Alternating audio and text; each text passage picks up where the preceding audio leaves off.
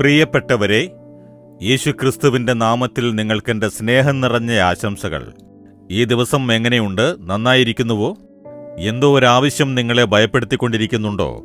ഈ ആവശ്യത്തിന് എന്തു ചെയ്യും, ആ ആവശ്യത്തിന് എന്തു ചെയ്യും, ഇതിന് പണമടയ്ക്കണം, അതിന് ഇനിയും പണമടച്ച് തീർക്കാനുണ്ട്, ഇതിന് പലിശ അടയ്ക്കണം, ഇങ്ങനെ പണത്തിന്റെ പ്രശ്നങ്ങൾ കൊണ്ട് കഷ്ടപ്പെട്ടുകൊണ്ടിരിക്കുകയാണോ?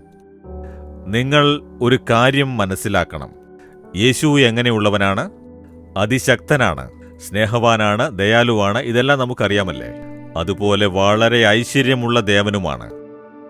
ഐശ്വര്യമുള്ള ദേവനാണെന്ന് പറഞ്ഞാൽ വെള്ളിയും പൊന്നും എന്റേതാണ് എന്ന് പറയുന്നു, ഭൂമിയും അതിന്റെ നിറവും എന്റേതാണെന്ന് പറയുന്നു. ലോകം തന്നെ ദൈവത്തിന്റെ സ്വന്തമല്ലേ?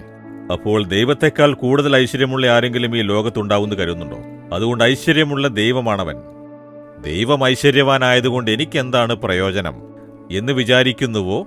പിതാവ് സമ്പന്നനാണ് എങ്കിൽ മക്കൾക്കത് സന്തോഷമല്ലേ? ഈ പിതാവ് മക്കളുടെ ഇല്ലായ്മ കണ്ട് മിണ്ടാതിരിക്കുന്നവനല്ല, ദൈവം സഹായിക്കുന്നവനാണ്. പക്ഷേ ആർക്കാണ് ദൈവം ഐശ്വര്യമുള്ള ദൈവമായിരുന്ന് സഹായിക്കുക എന്നറിയാമോ?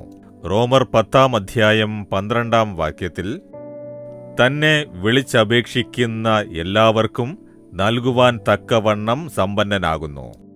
തന്നെ വിളിച്ചപേക്ഷിക്കുന്ന എല്ലാവർക്കും. നിങ്ങൾ യേശുവിനെ സ്നേഹിക്കുന്നു എന്ന് പറയും, വിശ്വസിക്കുന്നു എന്ന് പറയും. പക്ഷേ ദൈവം എന്താണ് പ്രതീക്ഷിക്കുന്നത്? തന്നെ വിളിച്ചപേക്ഷിക്കണം.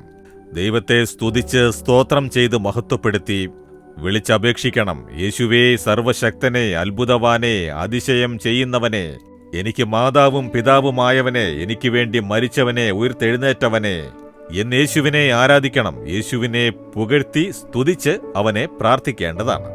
നിങ്ങൾ അങ്ങനെ ആരാധിച്ചാൽ അതാരാണെങ്കിലും, തന്നെ ആരാധിക്കുന്നവർ ആരായിരുന്നാലും അവരെല്ലാവർക്കും യേശു ഐശ്വര്യവാനും സമ്പന്നനുമാകുന്നു.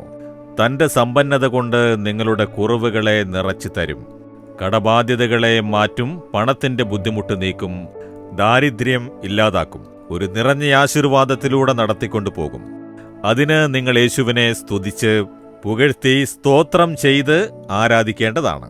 വെറുതെ എനിക്ക് അത് താ ഇത് താ എന്ന് ചോദിക്കുക മാത്രമല്ല, കുറച്ചുനേരം ദൈവത്തെ സ്തുതിക്കണം. ഞാൻ രാവിലെ എഴുന്നേറ്റയുടനെ ബൈബിൾ വായിക്കുന്നതിന് മുൻപ്, പ്രാർത്ഥിക്കുന്നതിന് മുൻപ് അവനെ ആരാധിച്ച് സ്തോത്രം പറയും. യേശുവിന്റെ പേരുകൾ പറഞ്ഞ് സ്തുതിക്കും. സമാധാന പ്രഭുവേ, അങ്ങേക്ക് സ്തോത്രം. അതിശയവാനെ, അങ്ങേക്ക് സ്തോത്രം. ഉപദേശകനായ കർത്താവേ, സ്തോത്രം. കണ്ണുകൾക്ക് കാഴ്ച തന്നവനെ, അങ്ങേക്ക് സ്തോത്രം. മരിച്ചുയർത്തെഴുന്നേറ്റവനെ, സ്തോത്രം. സ്വർഗത്തിൽ വസിക്കുന്നവനെ, സ്തോത്രം. യേശുവിനെ സ്തുതിക്കണം. നിങ്ങൾ യേശുവിനെ സ്തുതിച്ച് സ്തോത്രം പറഞ്ഞ് ആരാധിക്കുമ്പോൾ യേശുവിന്റെ മനസ്സ് ആനന്ദിക്കും. നിങ്ങൾ ചോദിക്കാതെ തന്നെ ആശീർവാദം നിങ്ങളെ തിരഞ്ഞു വരും. അത്ര തന്നെ. അതിന് നിങ്ങൾ ആരായിരുന്നാലും യേശുക്രിസ്തുവിനെ നിങ്ങൾ രുചിച്ച് സ്തുതിച്ച് മഹത്വപ്പെടുത്തി അവനെ ഉയർത്തി നോക്കൂ. നിങ്ങളുടെ സകല കുറവുകളെയും നിറവുള്ളതാക്കും. പണത്തിന്റെ ബുദ്ധിമുട്ടും ബാധ്യതയുമില്ലാതെ ഐശ്വര്യമുള്ള ദൈവം കുറവുകളെ നിറവാക്കി സന്തോഷിപ്പിക്കും. ഇത് ചെയ്തു നോക്കുമോ? ഇന്നത് ചെയ്യൂ. ഇപ്പോൾ നിങ്ങൾ മുറിയിൽ തനിച്ചാണെങ്കിൽ സ്തുതിക്കാൻ ആരംഭിക്കൂ, സ്തോത്രം ചെയ്യാൻ തുടങ്ങൂ. അതിനുവേണ്ടി സമയമെടുത്ത് അവനെ പുകഴ്ത്തി സ്തോത്രം ചെയ്ത് സ്തുതിക്കൂ. യേശുവിനെ ആരാധിച്ചു നോക്കൂ. ഞാൻ ചിലപ്പോൾ അവന്റെ പാദത്തിൽ സാഷ്ടാംഗം വീണ് സ്തുതിക്കാറുണ്ട്, മുട്ടുകുത്തിക്കൊണ്ട് യേശുവിനെ ആരാധിക്കാറുണ്ട്. അങ്ങനെ ആരാധിക്കുമ്പോൾ നമ്മുടെ മനസ്സിൽ വലിയൊരു സന്തോഷമുണ്ടാകും. യേശുവിന്റെ അനുഗ്രഹം നമ്മുടെ മേൽ പൂർണ്ണമായി ഇറങ്ങുന്നത് അനുഭവിക്കാൻ സാധിക്കും. നിങ്ങൾ ചെയ്യുമോ? എങ്കിൽ നിറഞ്ഞ ആശീർവാദം ലഭ്യമാക്കാനാകും. യേശുവേ, അങ്ങ് ഐശ്വര്യ സമ്പന്നനാകുന്നു. ഞാൻ അങ്ങയെ ആരാധിക്കാനായി എന്നെ സമർപ്പിക്കുന്നു. എപ്പോഴും എല്ലാ കാര്യത്തിലും അങ്ങയെ സ്തുതിച്ച് സ്തോത്രം ചെയ്ത് ആരാധിക്കുവാൻ എന്നെ സമർപ്പിക്കുന്നു.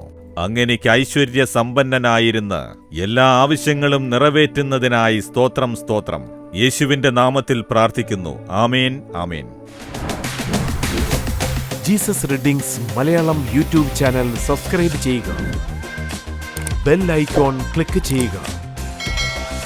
ഞങ്ങളുടെ ദൈനംദിന പ്രോഗ്രാമുകളെക്കുറിച്ചുള്ള അപ്ഡേറ്റ് ലഭിക്കുവാൻ